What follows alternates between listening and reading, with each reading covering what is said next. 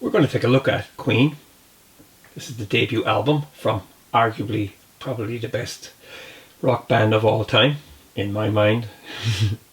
I've been into Queen since the late 70s, but I started collecting the albums in 1985. I saw Queen live at Slane Castle in 1986, thankfully. I already have this album on an original EMI pressing. I will admit it's not Queen's best album, but it's still where it all began, hence the title of this video. This edition is from 2015. It's 180 gram heavyweight black vinyl, half speed mastered. This is very nicely done. I was curious about these. I bought all the CDs in 2011. Everything is faithfully reproduced, which is great. As you can see here on the back, the track listing. There's 9 tracks on this album. It was recorded in the early 70s, around 73. A lot of the songs were already written by the band. This album was late coming to the fore. Their contemporaries were passing them out at the time. It's the blueprint for everything else that came. It's a good album. You know, Mercury's soaring vocal, his aggressive vocal is here. Brian May's inventive guitars are here. Deacon's plump, concise bass is here, and Taylor's energetic, raw drumming. It's all here. The album was recorded in downtime at various studios, and it's funny here. You can see Queen or Freddie Mercury vocals, piano, Brian May guitars, piano, vocals, Deacon John bass guitar, Roger Meadows Taylor percussion vocals. So the album was produced by John Anthony and Roy Baker, who we all know as Roy Thomas Baker. He worked with Queen on subsequent albums. Recorded at Trident Studios, London, for Neptune Productions. The Night Comes Down, recorded at D. Laneley Studios. This is the inner sleeve that you get with this edition. It's really nice. All the lyrics are here. I didn't have lyrics in my original. This is the other side here.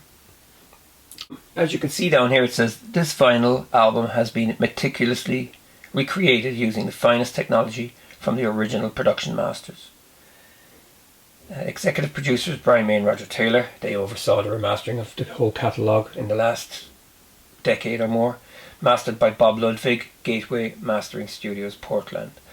These remasters, as far as I know from reading forums and reading band information, they were all digitized into files, restored as best as possible, and then they were put onto compact disc, and then eventually the vinyl masters came in 2015, which was a long time after the Island Masters in 2011.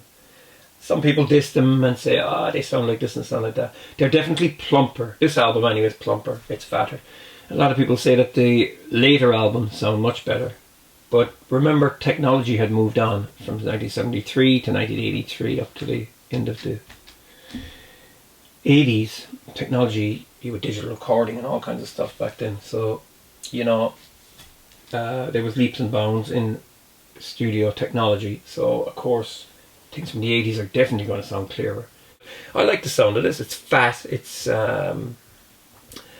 it does sound a little compressed, but again, it doesn't really take from it. I like the sound of it. Starts off with Keep Yourself Alive. That's a concise vehicle for Queen in one song. It was a single, didn't really get very far back then, but it is a good song. It's got a gallop going through it. Brian May's majestic guitar solo in the middle. Mercury's aggressive snarling rock vocal. I mean, listening to that track straight off, you know that the band were serious, and you know that they were a band that they were going to be mean contenders. To not sound too corny. Moving on, Doing Alright. Starts off as a little ballad and then kicks up into a full-blown rock out in the vein of Zeppelin and stuff like that. Queen were compared to Zeppelin in the early days. I don't really hear any resemblance. Maybe Son and Daughter would be the closest, but that's about it. Great King Rat, that's another great track. It's kind of a biblical theme to it. Again, there's a galloping rhythm on that. And then My Fairy King, which is quite ambitious and flowery. That's kind of where they would kind of expand to for, let's say, Night at the Opera races. It kind of gets a little bit wacky, but nothing too far out of the park. Yeah, so it's all here. It's in this album. It's quite minimal in some ways. It's stripped back, but everything is there. You know, the band had developed these ideas for about 3 years, and then they've got them pressed, signed to EMI. I love this label as well, by the way. It's really, really serious and solid. So that's side one. A nice listen. It's a good introduction to Queen. Kicking off side two, we have probably one of the best tracks on the whole album, and it's Liar. Again, the themes here, father, sin, biblical images. You know, God pops up in the tracks quite a lot. The Mercury song, it's very heavy.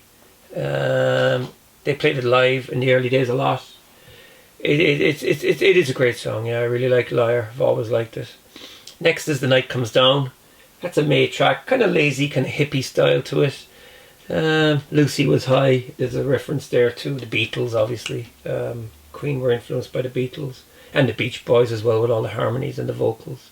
Modern Times Rock and Roll, Roger Taylor track, a strong one from him. Very, very fast, blasting out, almost punk rock. Son and Daughter. This is kind of a kind of a dredger, I would call it. It dredges along, a kind of heavy, sludgy sound with a good lyric as well. I like the lyric on that. Jesus, that would be my least favourite song on the album.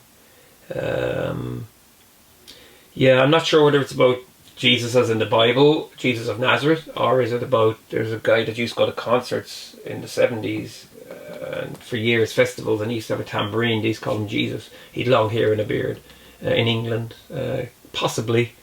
If you look at the cover of Surrender by the Chemical Brothers, I think there's a picture of him on that album cover.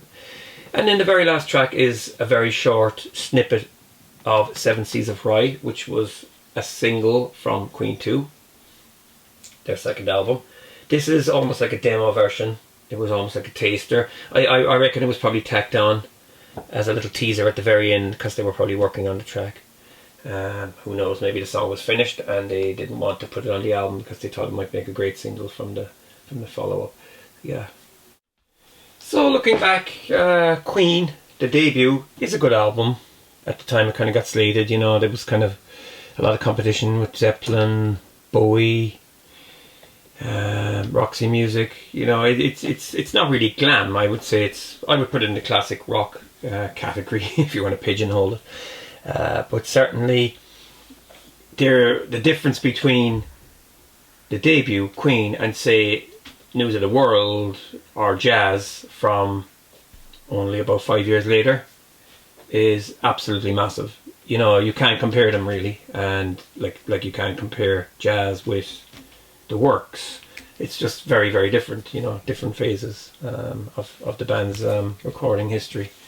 But it's not really an album that you would start out with if you were listening to Queen's greatest hits over the years and stuff like that, and you decide I want to get into the catalogue. It's not really the one you start with. You know, I would probably recommend things like Night at the Opera, Date the Races. But if you just wanted to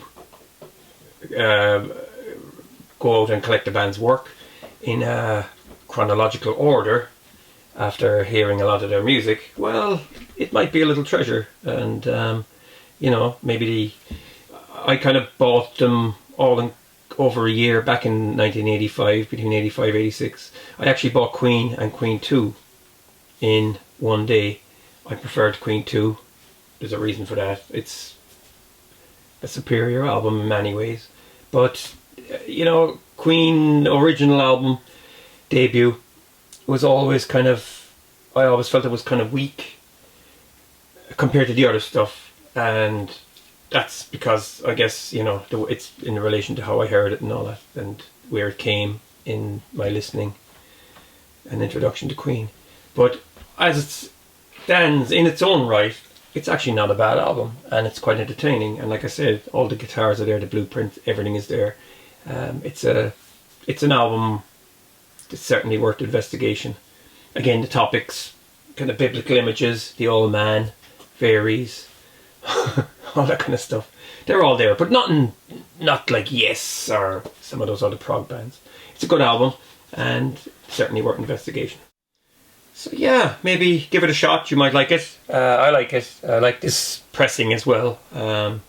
Contrary to what people say, it's a good album by, I guess, my favourite rock band.